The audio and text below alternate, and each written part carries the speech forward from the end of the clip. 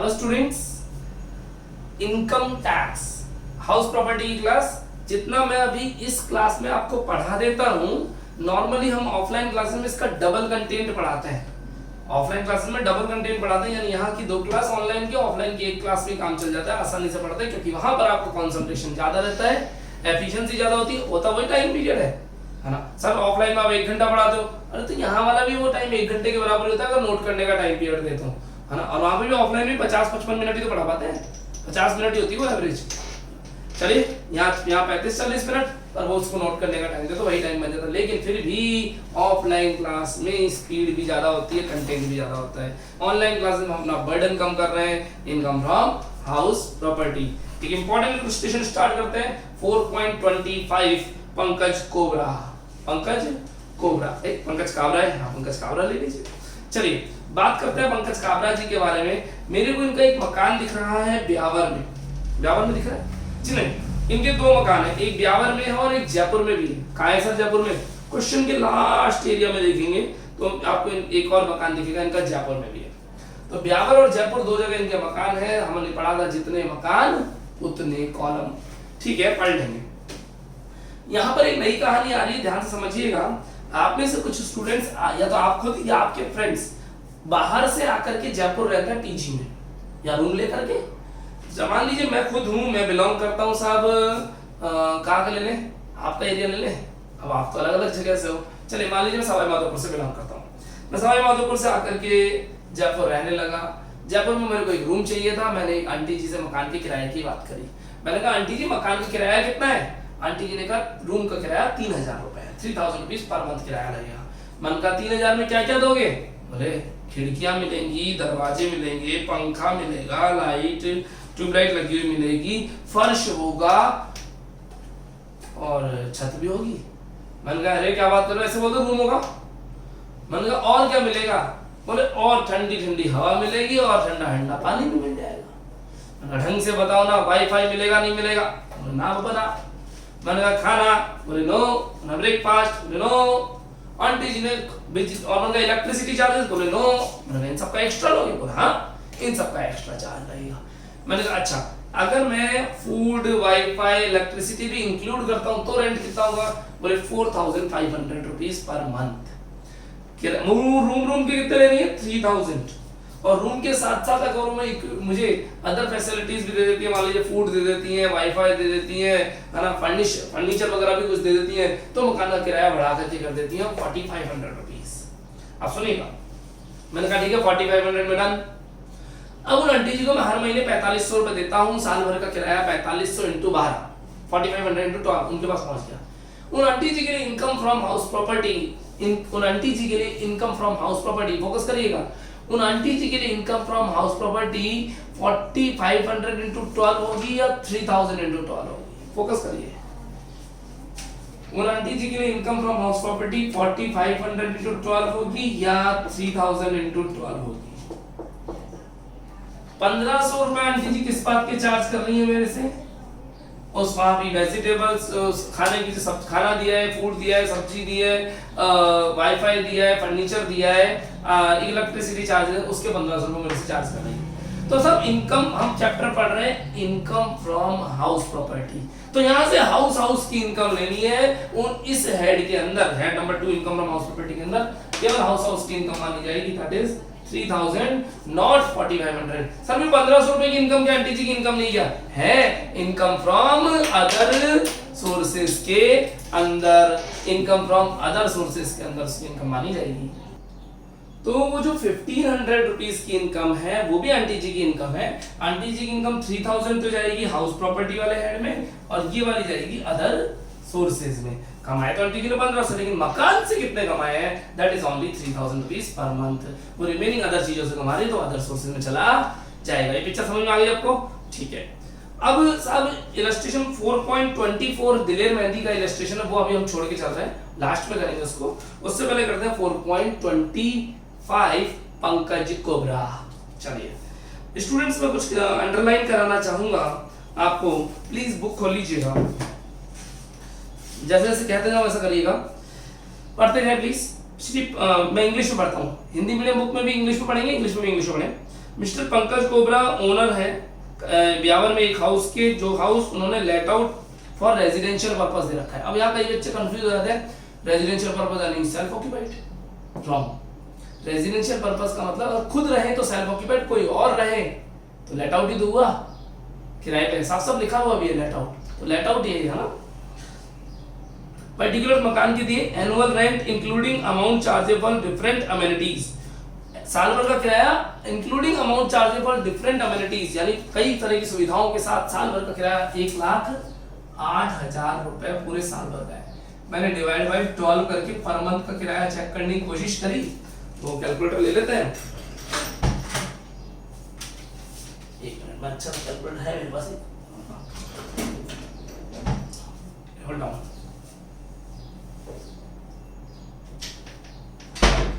एक नया कैलकुलेटर था हमारे पास, चलिए इसी से काम चला लेते हैं, रीजन दीजिए, कोई इशू नहीं। 1,08,000 divided by 12, it's 9,000 rupees per month, 9,000 रुपए पर मंथ अमेनिटीज के साथ है, सुख सुविधाओं के सहित है। आगे बढ़ते हैं, इन्होंने सुख सुविधाओं का किराया बताया 45,000 रुपए पर मंथ, तो सुख सुविधाओं का किराया आ गया 45,000 रुपए पर मंथ, माइनस कर देते हैं तो बिना सुख सुविधाओं के, बिना सुख सुविधा, समझ रहे हैं सुख सुविधाओं का मतलब जो वो एडिशनल फैसिलिटीज मिल रही थी, 1,08,000 माइनस 45,000, हाँ गलत कैलकुलेशन कर दी मैंने, 63,000। अब देखते हैं बिना सुख सुविधाओं के आंटी जी मकान की कितने रुपए ले रही थी, डिवाइडेड बाय 12, 5,250 पर मंथ। ये कहानी समझ में आ रही है क्या? अगर मकान लोगे तो ये किराया, और सुख सुविधाओं के साथ लोगे तो ये किराया पर मंथ पड़ेगा। क्लियर है? नेक्स्ट, म्युनिसिपल वैल्यूएशन मिला, स्टैंडर्ड रेंट मिला, फेयर रेंट भी मिल गया।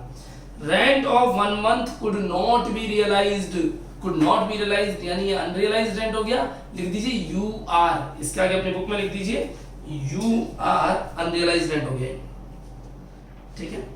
Municipal tax paid by tenant, सत्यानाश, पेड बाय टेनेंट हो गया है तो आएगा ही नहीं, टेनेंट वर्ड अंडरलाइन करके छोटा सा क्रॉस लगा लीजिए।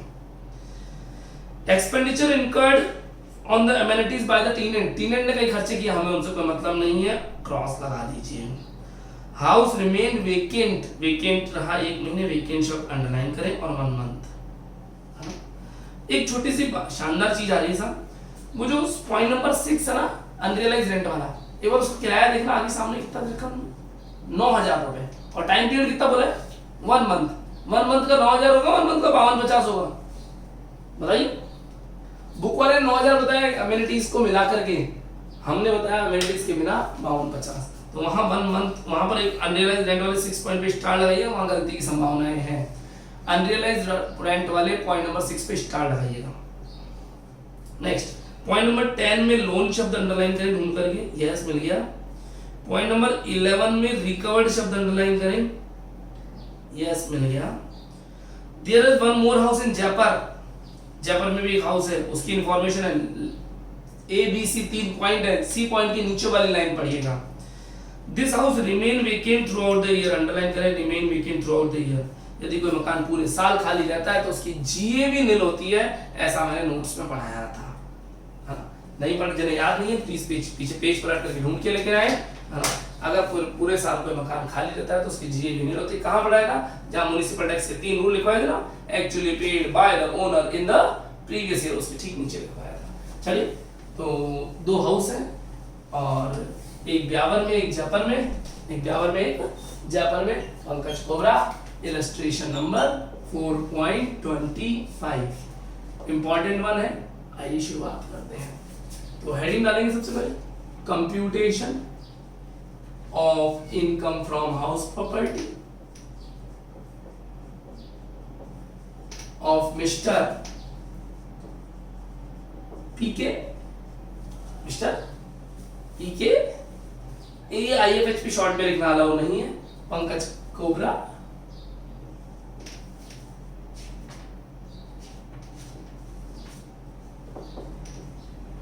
काबरा, ठीक है जी। फॉर असेसमेंट ईयर 2020-21, ये तो फिक्स है, ये बदलेगा ही नहीं, कभी नहीं बदलेगा ना। चलिए ये लीजिए, हमने यहाँ पे इसका एक पार्ट बना दी और मैंने अमाउंट के कॉलम बनाए 2। यहाँ लिखा मैंने, सॉरी हाउस के कॉलम बनाए 2, हाउस 1 ब्यावर और हाउस 2 जयपुर। ठीक है ना। अपन अपनी स्टोरी बना लेते हैं इधर वाली पूरी की पूरी। Fair rent, municipal value. उम्मीद करता हूं ये स्टोरी आपको याद हो गई होगी। मुझे व्हाट्सएप पर कमेंट करके जरूर बताएं क्या आपको ये वाला यहाँ वाला फॉर्मेट याद हुआ या नहीं। मुझे पता नहीं आपको याद हुआ या नहीं हुआ। विचएवर इज हायर, कंपेयर करेंगे स्टैंडर्ड रेंट से। नॉर्मल क्लास में तो मैं रटा देता हूँ बुलवा करके, पर अभी यहाँ किससे बुलवाऊंगा, आप बोलने वाले जी।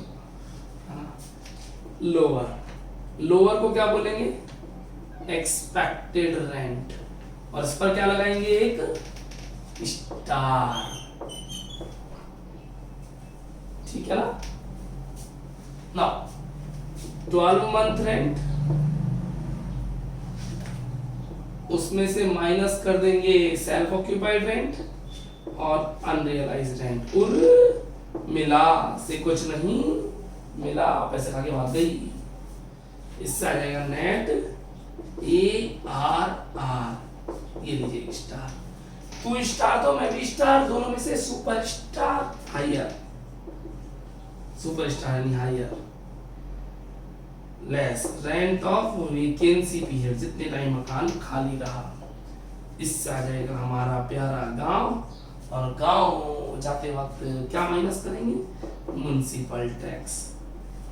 इससे आ जाएगा हमारा प्यारा नाव, नाव में से क्या माइनस करोगे, 24A और 24B, है ना। 24A 24B दो चीजें लेस की जाएंगी। इसको ऐसे नहीं लिखते, थोड़ा अच्छा सा प्रेजेंटेशन देते हैं। अंडर सेक्शन ऐसे लिखते हैं डिडक्शंस, ऐसे नहीं लिखते, और अच्छे से लिखते हैं। तो ये अच्छे से लिखना सब ऑफलाइन क्लास में आता है अच्छे से। Less deductions under section 24A ऐसे लिखेंगे, और 24A के बाद नाम लिखेंगे स्टैट्यूटरी डिडक्शन, और स्टैट्यूटरी डिडक्शन के आगे क्लैरिफिकेशन देना पड़ेगा कितनी होती है, 30% ऑफ NAV। सर हमारे एक लाइन में नहीं आए तो 2 लाइन 3 लाइन 5 लाइन लो ना, अपनी कॉपी है जिसने मना किया। Less deduction under section 24B interest on borrowed capital. ठीक है ना। तो कहां से आएगा, वर्किंग नोट से आएगा। ये पूरी कहानी है साहब। और इसके नीचे इनकम फ्रॉम हाउस प्रॉपर्टी, थोड़ी जगह कंजेस्टेड चल रही है। चलिए सबसे पहले मैं जयपुर वाले मकान के बारे में इंटरेस्ट लेना चाहूंगा। Remain vacant throughout the year, तो GAV क्या आएगी साहब, नील आएगी। GAV नील आएगी, आगे GAV नील। हाँ नोट डालना पड़ेगा। If house remain vacant throughout the year, यदि मकान पूरे वर्ष भर खाली रहता है तो GAV नील होगी, ऐसा। अगर सेल्फ ऑक्यूपाइड होता है तो NAV नील होती है। ब्यावर वाला उसका फेयर रेंट क्वेश्चन में से उठा लेते हैं। फेयर रेंट मुझे मिल रहा है इसका 45,000, 45,000। क्वेश्चन में से देखिएगा प्लीज। म्युनिसिपल वैल्यू देखिएगा, म्युनिसिपल वैल्यूएशन है इसका 40,500, 40,500। Whichever is higher, obviously 45,000. Amount of standard rent, please. Standard rent, it's 48,000, 48,000. Whichever is lower, it is 45,000. 12 महीने का रेंट 1,08,000 लोगे या 63,000 लोगे? मैं लूंगा बच्चों 5250 into 12, that is 63,000 स्टार। ठीक है ना, 63,000। तो सर ये कहानी लिखनी पड़ेगी बाहर? जी हाँ लिखनी पड़ेगी, अभी लिखवा दूंगा। सेल्फ ऑक्यूपाइड ये मकान रहा ही नहीं। हाँ अनरियलाइज्ड रेंट है 1 महीने का 9,000 रुपए क्वेश्चन में गिवन है, पर 1 महीने का 9,000 नहीं होता। 1 महीने का तो मैंने यहाँ लिखा 1 मंथ, और यहाँ लिखा 5250, और लगा दिया एक स्टार। सितारे चमक रहे हैं, क्योंकि 9,000 में तो सुख सुविधाएं शामिल है। सुख सुविधाओं की बात ही नहीं करनी, हटा देना है, हटा देना है, हटा देना है। 63,000 में से 550 हटाया, 57,750, 57,700 हायर दोनों में से 45,000 57,750 में higher 57,750। Rent of vacancy period 1 महीने खाली भी रहा है ये मकान। पॉइंट नंबर 9 1 मंथ का वही ले लेंगे 5750 तो सॉरी 5250 5250 ले लेंगे, कोई दिक्कत वाली बात नहीं है। 5250 लिख लो आप यहाँ पे, इतना मेट्रो कॉपी करें। चलिए तो 57,750 में से एक बार 5250 हटा देते हैं। 5250 रिड्यूस किया 52,500 52,500। म्युनिसिपल टैक्स क्वेश्चन में था लेकिन पेड बाय टेनेंट था तो डैश आएगा, तो किसने पे किया? टेनेंट ने। इसके लिए भी नोट डालना चाहेगा। मैं कोई भी नोट नहीं डालता, जितनी बातें समझा रहा हूं आपको मैक्सिमम नोट डालना है। इनकम टैक्स के साथ ये कहानी है, क्वेश्चन सॉल्व करना एक अलग मैटर है, उसके लिए नोट डालने पड़ेंगे आपको लास्ट में कि ऐसा हुआ हम इसलिए क्यों लिखा उसका रीजन बताना। यहाँ पे 5250 क्यों लिया, 9000 क्यों नहीं लिया उसका रीजन बताना। यहाँ पे आपने 9000 से 5250 कैसे कर लिया उसका रीजन बताना। यहाँ आपने डैश क्यों लिखा टेनेंट के कारण उसका रीजन बताना पड़ेगा। और यहाँ तो म्युनिसिपल टैक्स है, क्वेश्चन में है, नीचे दे रखा है म्युनिसिपल वैल्यूएशन है, फेयर एंड वो तो अपने काम की नहीं। म्युनिसिपल टैक्स है 3000, ये म्युनिसिपल टैक्स इसका 3000 पे किया लेस, तो ये तो 3000 नेगेटिव आ गया एनएवी, और इसकी 52,500 होगी नेगेटिव। सॉरी अब इस 52,500 का 30% रिडक्शन देगा इनकम टैक्स डिपार्टमेंट। 52,500 का 30% 15,750 ये लीजिए। लेकिन यहाँ कुछ नहीं आएगा क्योंकि नेगेटिव का 30% निकालना ही नहीं है हमको। तो इनकम टैक्स डिपार्टमेंट क्या कहता है, तुमने इतना कमाया इसके साथ तुम्हारा इतना खर्चा मान लेते हैं। मतलब भाई कमाया नहीं नुकसान है तो खर्चा क्या मानेगा, यहाँ डैश आएगा साहब। अब लोन की बात करें, इस वाले मकान में कोई लोन है ही नहीं, जयपुर वाले पे तो डैश। लेकिन इस मकान की लोन की कहानी है तो लोन के लिए बनेगा 24B का वर्किंग नोट। स्टूडेंट्स इस मैटर को कॉपी कर लीजिए कहीं, अगला पेज ले लो प्लीज, क्योंकि इस पेज पे काम होने वाला नहीं है, पेज नहीं तो जाना ही पड़ेगा। तो इस फॉर्मेट के लिए फ्रेश पेज रखा करो, वर्किंग नोट के लिए फ्रेश पेज रखा करो। पेज बचाने की नहीं सोचो, पेज बचाओगे तो साल बच जाएगा, एक्स्ट्रा एक साल और। उम्मीद करता हूँ ये मैटर आपने नोट कर लिया होगा। मैं चल रहा हूँ आगे वाली कहानी में। हम बना रहे हैं वर्किंग नोट किसका, अंडर सेक्शन 24B का। कौन से हाउस का, ब्यावर हाउस का। क्लैरिफिकेशन पूरा होना चाहिए व्हाट यू आर डूइंग, क्योंकि बच्चों कई बच्चों ने मेरे से पूछा सर आपने सैलरी चैप्टर क्यों नहीं पढ़ाया। आपके मेंटल लेवल को बढ़ाओ तो सही, ये इनकम टैक्स है, यहाँ पर फूक के कदम रखना पड़ता है। डेट्स बड़ा इंपॉर्टेंट रोल प्ले करती है, अगर सैलरी पढ़ा दिया तो ऊपर से निकल जाएगा। अभी नहीं, मैं तो सैलरी यहाँ पढ़ाने के मन में मूड में नहीं हूँ, सैलरी के लिए वहां पर लेके चलेंगे अगले चैप्टर में। चलिए देखते हैं, मैंने कुछ प्लान नहीं किया, ब्यावर हाउस की बात करते हैं। सबसे पहले बात करें रेवेन्यू इंटरेस्ट। रेवेन्यू इंटरेस्ट कब का होता है, ओनली 2019-20 का, 2019-20 प्रीवियस ईयर का। चलिए पढ़ते हैं एक बार क्वेश्चन में लोन वाला paragraph. Point number 10, the construction of his house will begin on the 1st June 1998 and the complete in the 1st January 2001. He took a loan 3 lakh rupees on the 1st October 1998 for the construction of his house, required to pay interest 12%.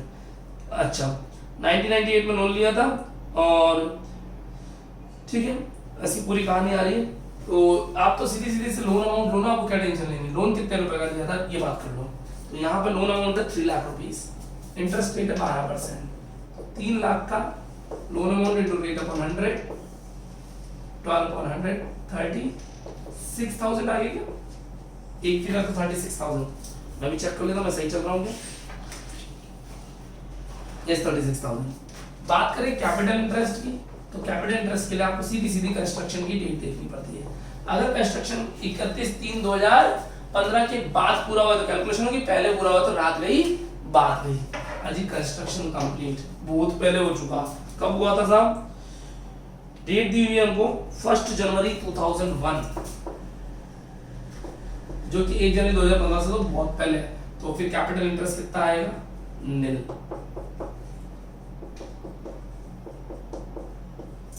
Total interest कितना आएगा 36,000। लेकिन यहां पर एक झोल कर रखा है इसने, the last line of this paragraph, इन्होंने कहा कि हमने 31 मार्च 2019 तक का इंटरेस्ट पे किया, उसके बाद इंटरेस्ट पे नहीं किया। कॉमन सेंस प्लीज फोकस, आपका प्रीवियस ईयर है 2019-20, इसकी इनकम निकाल जाओ और टैक्सेबल कैलकुलेशन कब करते हो 2020-21 में, यानी ये असेसमेंट ईयर। तो प्रीवियस ईयर में आपने कोई टैक्स चुकाया, कोई इंटरेस्ट ये वाला 36,000 रुपये चुकाया नहीं है। देखो ये लिखा है इंटरेस्ट कब तक का पे कर रखा है आपने, डेट देखना क्या बोली 31 मार्च 2019। 31 मार्च 2019 तो यही होगी, 1 अप्रैल 2019 होगी, यानी इस तक का चुका रखा है, इसके बाद इंटरेस्ट नहीं चुकाया, यानी ये जो इंटरेस्ट है इस साल का इसका पेमेंट नहीं किया गया है। नहीं यानी बात समझ में? इनकम टैक्स डिपार्टमेंट कह रहा है जो आपने इंटरेस्ट निकाला है ना, ये इंटरेस्ट हमने चुकाया ही नहीं, ये हमने केवल 31 मार्च 2019 हमारा प्रीवियस ईयर, हमारा भगवान, हमारा टाइम पीरियड, हमारा ड्यूरेशन 2019-20 है, 19-20 में इंटरेस्ट चुकाया ही नहीं, तो इसकी डिडक्शन मिलेगी या नहीं मिलेगी। एक जनरल बात सुनना, इनकम टैक्स डिपार्टमेंट कहता है डिडक्शन उसी अमाउंट की मिलती है जिसका आपने वास्तविकता में भुगतान किया हो। If you have actually paid that amount, deduction is available. आपको माइनस करने देंगे। सर डिडक्शन मिलना क्या होता है, समझो प्लीज सुनो। आप लोगों से मैं पूछ रहा था, आप इनकम कम कमाना चाहते हो ज्यादा, छोड़िए इस पॉइंट को, आप इनकम कम कमाना चाहते हो ज्यादा, ज्यादा इनकम कम दिखाना चाहते हो ज्यादा, कम दिखानी कम है, कमानी ज्यादा है, कमानी तो असलियत है, दिखानी कम क्यों, क्योंकि जितना ज्यादा दिखाएंगे उतना ज्यादा टैक्स देना पड़ेगा, तो हम दिखाना कम चाहते हैं। तो इनकम टैक्स हम क्या चाहते हैं, जितनी इनकम कमाई उसमें ज्यादा खर्चे दिखा दे, और खर्चे जितनी इनकम प्राप्त हुई है उसमें ज्यादा खर्चे दिखा दे ताकि इनकम कम से कम दिखे, बची हुई इनकम, टैक्स बचे हुए भी लगता है। तो हम चाहते हैं डिडक्शंस लेना। इनकम टैक्स डिपार्टमेंट हमको कह रहा है कि आप डिडक्शन, आपने 36,000 रुपये इंटरेस्ट चुकाया है, वो घटा तो सकते हो, लेकिन यदि आपने खर्च का पेमेंट किया हो तो। लेकिन लेकिन लेकिन सेक्शन 24B के साथ ये रूल अप्लाई नहीं होता। जनरल रूल क्या है, डिडक्शन तब मिलेगी जब आपने रियल में उसका पेमेंट किया हो, लेकिन 24B के साथ क्या है, पेमेंट किया हो चाहे नहीं किया हो डिडक्शन मिल जाएगी। सर ऐसा क्यों, देखिए समझिएगा, मेरी खाली जमीन पड़ी थी, उसके लिए मैंने एक बैंक ऑफ बड़ौदा से लोन लिया, उस पे लोन लेकर के बिल्डिंग बना दी, बिल्डिंग बना करके उसकी किस्तें चुका रहा हूँ, है ना, उसमें पीजी था, पीजी से इंटरेस्ट आता था, मैं किस्तें चुका देता था, ठीक है ना। हुआ क्या, लॉकडाउन लग गया, लॉकडाउन लगते सारे बच्चे अपने अपने घर चले गए और किराया आना बंद हो गया, किस्तें चालू है, किस्तें चालू है। अब मैंने किस्तें भी बाउंस हो गई, मेरे पास पैसा था ही नहीं, मैं कहाँ से चुकाता। अब मैंने साल भर कोई इंस्टॉलमेंट नहीं चुका, इंटरेस्ट भी नहीं चुका, तो इंस्टॉलमेंट ही नहीं चुकी तो इंटरेस्ट भी कहाँ से चुकता। क्या इस इंटरेस्ट की मैं डिडक्शन ले सकता हूँ? इनकम टैक्स डिपार्टमेंट कह सकता है, कह रहा है कि हाँ ले सकते हो, कोई दिक्कत वाली बात नहीं। मैंने कहा क्यों, कैसे ले सकते हैं? बोले तुमने अभी नहीं चुकाई कोई बात नहीं, लेकिन क्या तुम जिंदगी भर नहीं चुकाओगे क्या? तुम ये इंस्टॉलमेंट्स और इंटरेस्ट चुकाओगे नहीं चुकाओगे? रियल में बताओ, 36,000 रुपए रियल में पे होगा नहीं होगा? बोले आज नहीं तो कल बेटा तेरे को पे करना पड़ेगा। मतलब कैसे? बोले प्रॉपर्टी के पेपर्स बैंक में हमारे पास गिरवी रखे हुए हैं। नहीं बात समझ में? जो मकान मैंने लिया था उसके पेपर तो बैंक ऑफ बड़ौदा के पास है, अगर कल को मैं नहीं चुका तो बैंक ऑफ बड़ौदा मेरा मकान नीलाम कर देगा और अपना पैसा वसूल कर लेगा। बताइए 36,000 का पेमेंट मैं रियल में आज नहीं तो कल करूंगा या नहीं करूंगा? करूंगा ना, करना तो पड़ेगा। नहीं करेंगे तो अपनी प्रॉपर्टी चली जाएगी, तो भी पेमेंट हो जाएगा, अपने आप पेमेंट हो जाएगा। फिर प्रॉपर्टी गई तो प्रॉपर्टी बेच के जो पैसा आएगा उससे पेमेंट हो जाएगा। इनकम टैक्स डिपार्टमेंट कहता है कि ये जो इंटरेस्ट है ये आपने पेमेंट नहीं किया तो भी हम डिडक्शन दे देंगे, पेमेंट आपको आज नहीं तो कल करना ही पड़ेगा। तो इसकी डिडक्शन पेमेंट होने या नहीं होने से कोई फर्क नहीं पड़ता। तो मैं लिख रहा हूं डिडक्शन मिलेगी या नहीं मिलेगी? मिलेगी, available if interest expense, interest का जो एक्सपेंस है 36,000 रुपए, पेड और नॉट, अगर इसका पेमेंट किया या नहीं उससे कोई फर्क नहीं पड़ता। तो the question last line is saying payment is not done, है ना, because interest is paid up to the 31 March 2019। Date पे फोकस करें, 31 मार्च 2019 तक की कई देर का, तो 19-20 में कोई इंटरेस्ट नहीं दिया, फिर भी डिडक्शन मिल जाएगी। ये बात क्लियर है? तो ये 36,000 रुपए मैंने यहाँ पे लेस कर दिए, यहाँ पे कोई था ही नहीं, वो कैलकुलेशन करके रिमेनिंग अमाउंट आ जाएगा। ठीक है, मैं एक बार हल्का सा साइड रखता हूँ ताकि आप इसको नोट कर लें और फिर इसके आगे हम आगे डेट करते हैं। तो देखिए अब मैं मान रहा हूँ स्टूडेंट से पॉज करके इसको नोट कर लिया होगा। चलिए अब थोड़ी सी कहानी में रंग लाते हैं। एक पॉइंट अभी बच रहा है, पॉइंट नंबर 1 और 11 चेक करो, बच रहा है। मैंने हल्का फुल्का सा लिखना शुरू किया, हाँ वो फॉर्मेट वही खत्म हो गया। अच्छा कैलकुलेशन तो करिए नहीं, कर लेंगे, क्या फर्क पड़ रहा है, कौन सी बड़ी बात है। इसका आ रहा है 750 पॉजिटिव और इसका 3000 नेगेटिव। आपने कैलकुलेटर पे करिए क्योंकि मेरे पास स्पेस बहुत कम है, मैं थोड़ा बहुत ही लिख पा रहा हूँ। मैंने लिखा इनकम फ्रॉम हाउस प्रॉपर्टी का टोटल। सबसे पहले ब्यावर हाउस जो कि लेट आउट था, जयपुर हाउस जो कि पूरे साल खाली पड़ा रहा, वेकेंट रहा। Beawar house, Jaipur house. Beawar house की इनकम है 750 रुपए, जयपुर हाउस की इनकम है 3000 नेगेटिव। कोई रिकवरी भी हुई है इनको पुराने की, रिकवरी ऑफ अनरियलाइज्ड रेंट। कोई उर्मिला थी, है ना, जो पैसे खा के भाग गई थी बहुत पहले, उसको एक दिन सब्जी मंडी मिल गई, तो हमने उसको इससे अच्छा मौका नहीं मिलेगा, निकलवा लो पैसे, पकड़ के पैसे निकलवा दिए वहीं के वहीं।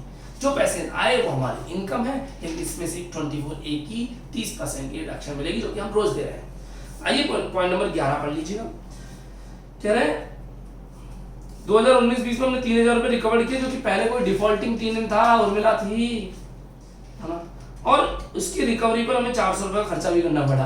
यानी जब पैसे निकलवाए तो पैसे निकलवाते वहां पे लड़ाई झगड़ा हो गया, पुलिस आ गई, पुलिस को 400 रुपए दिए, पुलिस चले गई और पुलिस ने उससे 3000 रुपए दिलवा दिए। तो 3000 आए और 400 चले गए। 2600 मत कर लेना, एक्सपेंसेस की कोई डिडक्शन नहीं मिलती, एक्सपेंसेस के आगे 400 रुपए पे क्रॉस लगा दो या OFC लिख दो, ओनली फॉर कंफ्यूजन। तो इनकम कितनी है मात्र 3000, लेस डिडक्शन मिलेगी 24A की 30%। 3000 का 30% 900 रुपए, 3000 का 30% 900 रुपए, तो 2100 रुपए बाहर आ गए। अब टोटल कर देंगे income from house property and final answer. इतना मैटर लिखने के 20 मार्क्स नहीं मिलेंगे। क्या कह रहे हो, नहीं मिलेंगे? क्यों नहीं मिलेंगे बोला? नहीं मिलेंगे। क्यों? क्योंकि आपको इस क्वेश्चन के नोट भी लिखने पड़ेंगे, है ना। कैसे नोट? यहाँ 30% रिडक्शन क्यों कब देते हैं? अनरियलाइज्ड रेंट की रिकवरी पे देते हैं। यहाँ पर नील क्यों लिखा, इसका जवाब बताओ। यहाँ पर आपने म्युनिसिपल टैक्स क्यों नहीं लिखा, इसका जवाब बताओ।